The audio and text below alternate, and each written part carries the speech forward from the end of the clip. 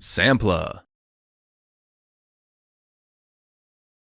Hello everyone, Sam here again with another Gunpla video, and today I am building the Gustav Karl Type-00 for Mobile Suit Gundam Hathaway. Hathaway is a super cool Gundam movie. It has incredible animation, really great mech design. I have also built the G Gundam and the Messer, which are also from Hathaway. This Gustav Karl kit just came out recently. Most likely to coincide with the release of the second Hathaway film, which just came out overseas, and hoping I'll get a chance to see that one soon. Please bring it to Netflix. Please bring it to Netflix. I really like those other two kits that I built, and I have always had a thing for chunky grunt suits like this one. So I had to go ahead and pre-order it when I first saw pre-orders available. And now I have it, and I'm gonna put it together, and we're gonna take a closer look at it. Let's go.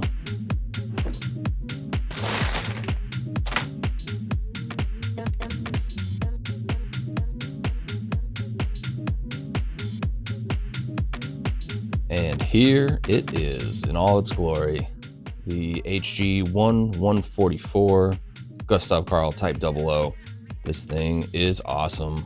As you can see, there is certainly a lot of detail, especially for an HG kit. I just love the extra detail on this one, all the little features, which of course meant a lot more parts. There was about 14 runners total, I think, for this kit, which, you know, compared to other higher grade kits, maybe that's not as much, but for HG kits, that's quite a bit. But it's totally worth it because of just the extra detail you get from it. And I also really like with these Hathaway kits, their larger size is really cool. They're definitely bigger than your standard HG kits. But it's interesting that they are still considered a 1/144 scale, even though they're so much larger. So I'm not sure if that implies that the mobile suits in Hathaway, or maybe like mobile suits at that point in the UC timeline in general, are just larger than what mobile suits were before. Maybe someone in the comments can answer that for me, I don't know, but I really do like this bigger size for these.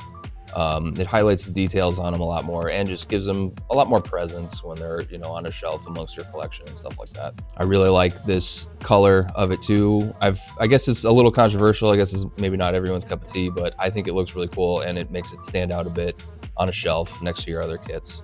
Came with 2 small sticker sheets. There's not a whole lot of stickers involved. It's a cool effect under the visor. It's maybe kind of hard to see. There's actually a sticker that goes under there that gives it like a cool sort of mechanical look. Unfortunately, the rumors about this sticker are true. These corners on the edges here, the ends of these pokey corners, don't like to stay down.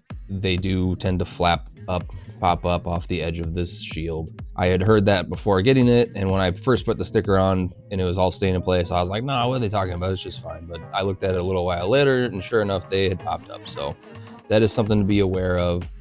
I think it would look fine without the sticker if you want to just take it off, which I might do, or I might actually. One of the GM kits I built a while ago came with a bunch of like extra stickers for customization options. So I might just take this one off and like maybe put a couple of those on there instead. Or you could just, you know, leave it. I think it would look fine. It's just like a solid blue shield. So it is unfortunate. That was a little bit of an oversight from Bandai there, that sticker is just not the best. If you have the artistic skills, I suppose you could paint that on there. That's a little beyond me. Or I suppose they could have, you know, tried to make that a white piece that you build into the shield, but that probably would have been impractical for Bandai to add one white piece on a kit that really doesn't have any other white pieces at all. There are also stickers that are supposed to kind of go over this little gray part here. And I didn't put those on, one, because it seemed like it was going to be a real pain to try to line that up nicely, especially since it's right at the top of this opening leg panel gimmick.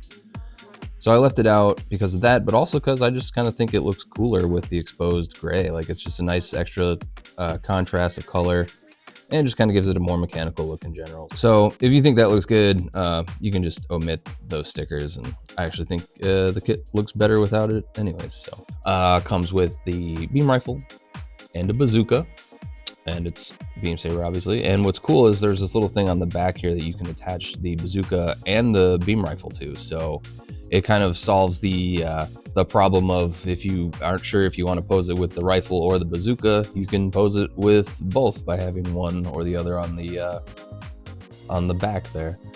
We got some cool gimmicks on this thing.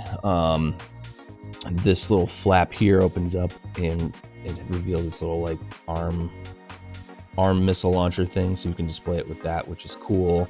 These legs have a really neat gimmick. These panels open up and these thrusters can kind of be pushed out on both legs, which is cool to give it that sort of effect if you want it to look like it's you know, kind of like launching or hovering. The only issue with these is that because they open up like that, I found that when I have them closed, they don't close like completely flush with the other panels.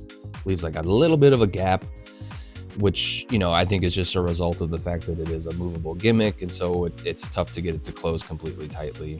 But on a kind of related note with that, I think they did a really good job with some of the pieces here where, like on the top of the head there and on the edges of the shoulders here, where it would normally be just like a pretty obvious seam line, they made it so that you can kind of easily just turn it into a panel line. You just take your panel lining marker through there, and instead of looking like two separate pieces of plastic together, it makes it look more like a panel line. And there wasn't a whole lot of panel lining involved. There's just kind of this easy stuff like on the legs here, on the skirt. I was a little scared to panel line these yellow vents just because those little grooves in there are so teeny tiny, and I was worried that if I messed up that I wouldn't be able to just wipe the ink away and that I would just smudge up the inside of it and it would look bad. So I just let those go. Maybe I'll work up the courage to try it again at some point. These X's and these lines up here and stuff were not really supposed to be solid filled in like that. I was trying to panel line like the inner edges of it, but I don't know, I guess I went like a little too thick with it, and then by the time I went all the way around the edges, the lines were kind of touching anyway, so I just filled it in. But I think it kind of created a cool effect anyways, and same with like those lines on the back and on the side of the missile launcher on the arm there. And yeah, this kit is just super, super awesome. Really solid. It feels super, super solid. Like you can really pose it, move it around. Nothing feels like it's gonna snap off or anything, which I have to say was not really the case with the Messer in particular.